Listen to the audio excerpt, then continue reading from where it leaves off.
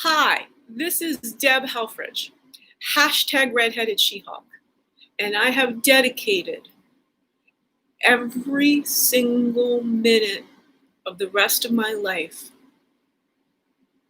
to establishing racial harmony, to demonstrate a paler person who is vibrantly in love and filled with respect for Black people across the globe.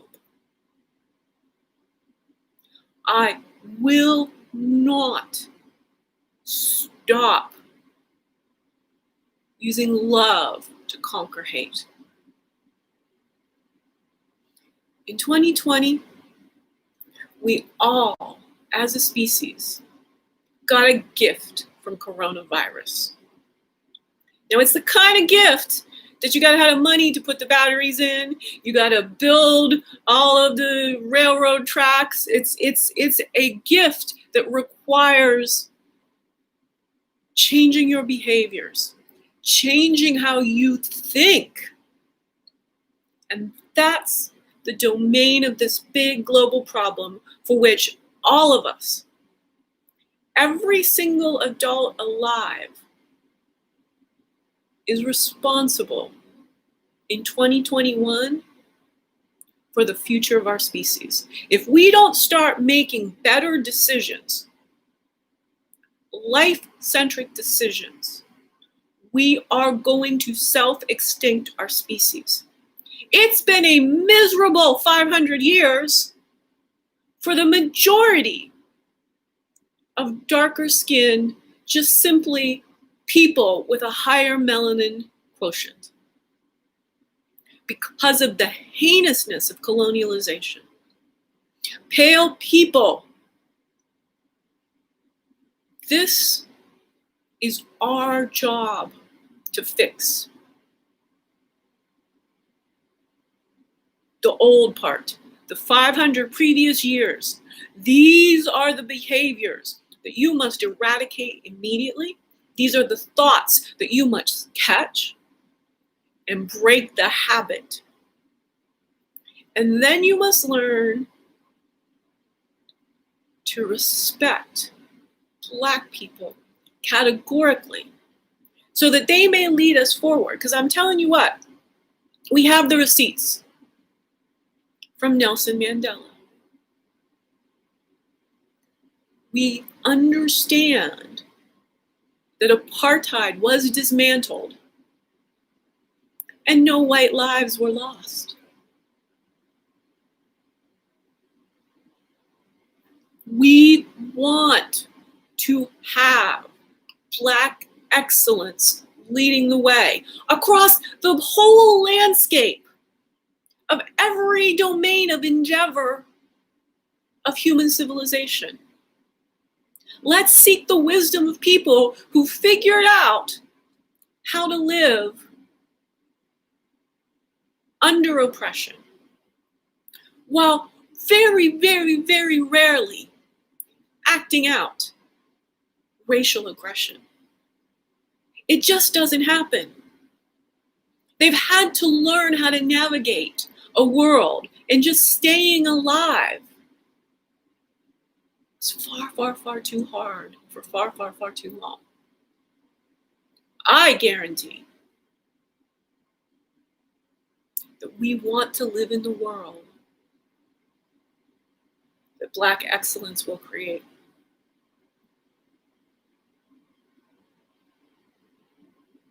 Now, here's the problem as I see it. We've had laws forever here in the US of hypocrisy. We've had movements. Thank you. The absolute entirety of my pericardium to Martin Luther King Jr., Coretta Scott King, their families, all of the people who were in their inner circle, the legacy of everything that was done. It did change so much.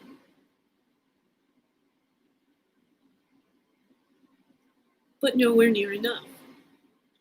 And this is because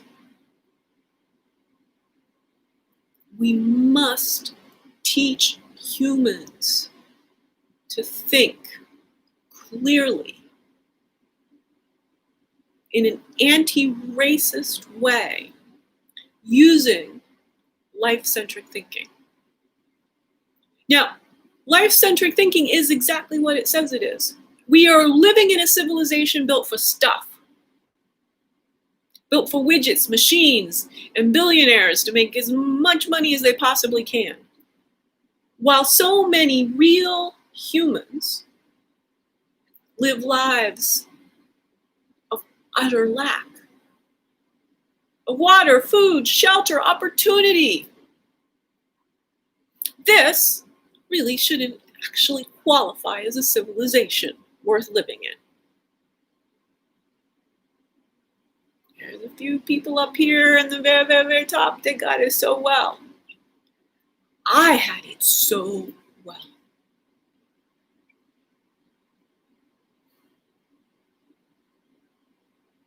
The rules of this game are such that it could all disappear with the quickness for any of us, no matter what. We don't want to continue this situation. We don't want to keep separating people into nations, separating people into classes, separating people into skin colors, separating people into sexual preference. I don't get it. Separating people into thin and fat, separating people into unattractive supermodel. We can't keep doing this. People can keep doing these endeavors, but it doesn't have to have this putative effect on those who aren't supermodel beautiful. If you like fashion and you like catwalking, you gotta walk. Who cares how many pounds you're carrying, really? Because even people with extra pounds wear clothes.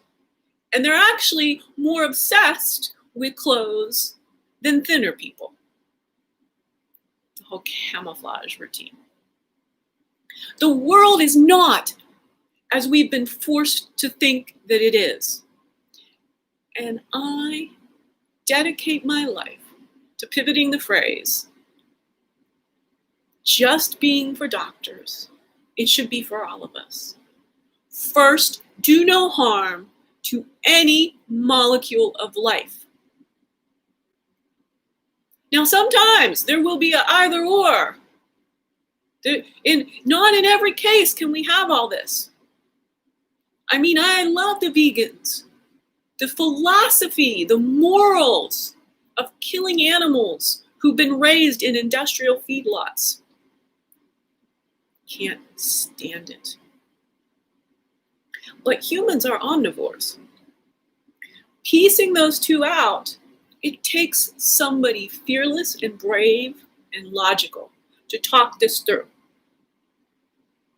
Because the thing is, y'all, plants are life too. Yeah, there may actually be a very nice border that makes sense if you think the world belongs to machines and everything is about the money.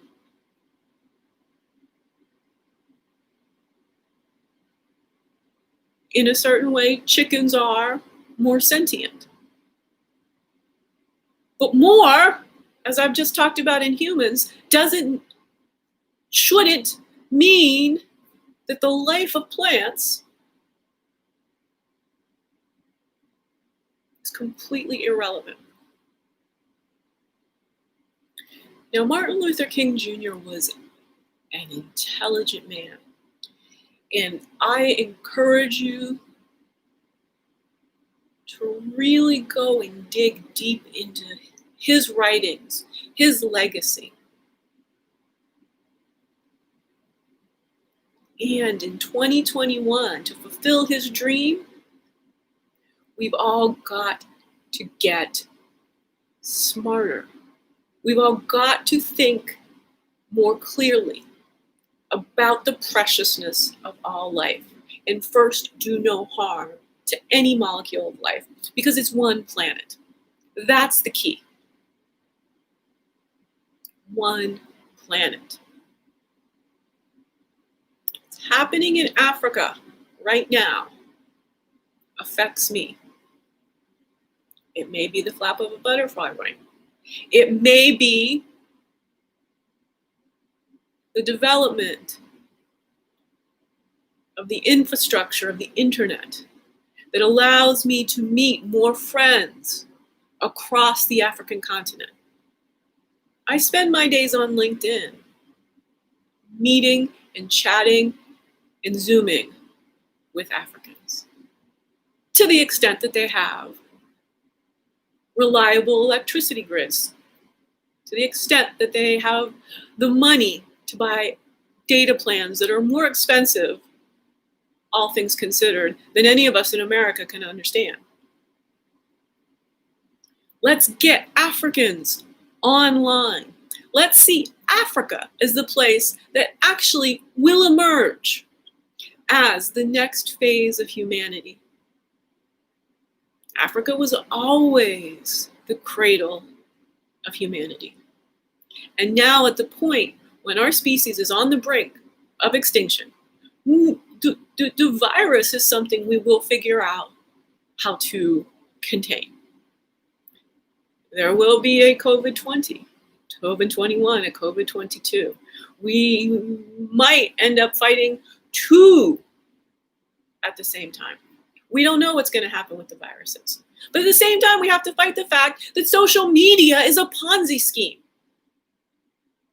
Yes, the ex-45th president, who will be written out of history, perhaps,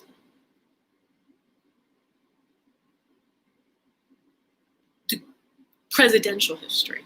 He will be written into dictatorship history, most likely. He deserved to be banned. He was inciting murder, inciting the overthrow of the government he was supposedly in charge of.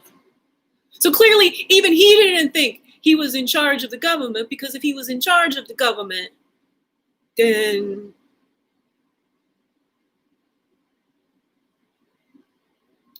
there's a lot of mental instability there.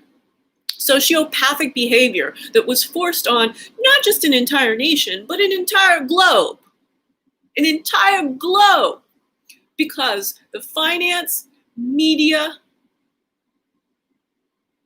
which is all that any modern human knows to consult, the financial and the media capital of the world is the US of hypocrisy, and how we go, the rest of the world goes.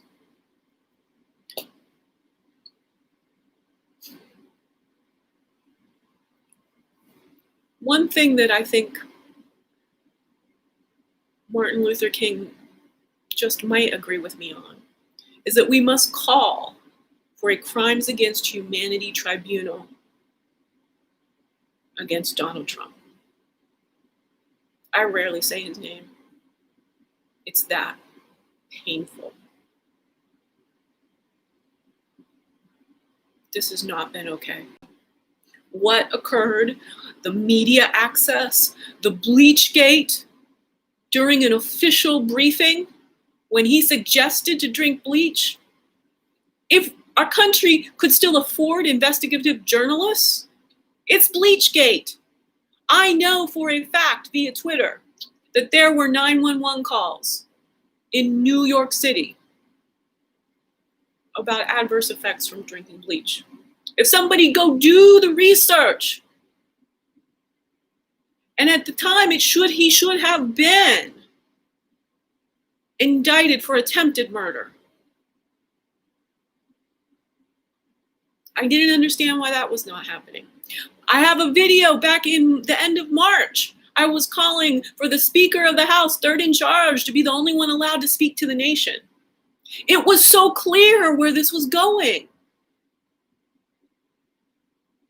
And the adults in charge did not have the thinking capacity, analytical thinking capacity, to stop him, to look outside, to say he has very little grasp of what this nation stands for, very little grasp of how differences have to learn how to live together. And that is the legacy of Martin Luther King.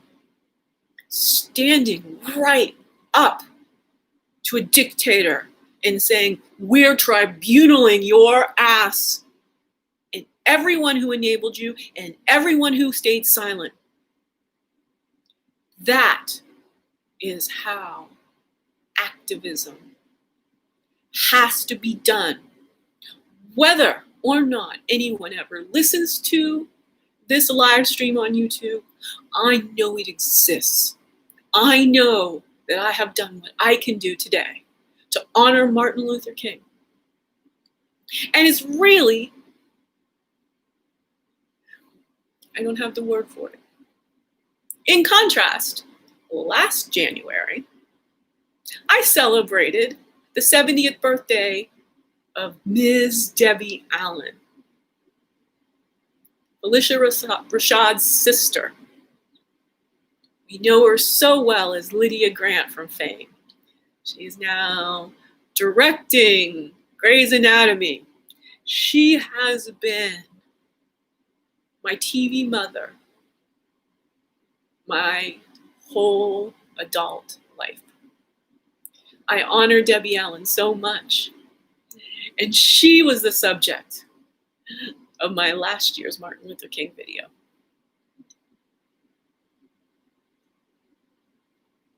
It can be both. We can fiercely, directly deal with hate and always look for the love. Always end on the love. Now, my very first teacher in racial harmony is because Lenny Kravitz's mama said. Roxy Roker showed me love between gorgeous, dark, black skin and pudgy, chubby, pale, white skin. That lesson got into me when I was 6 or 7, and I never let anyone else's nonsense make sense in my heart. That's my gift to you. Let love rule. We're only going to conquer hate with love. That's Marvin Gaye out. Only love can conquer hate. This has been Deb Helfrich. #redheaded She-Hulk. #racism makes me angry.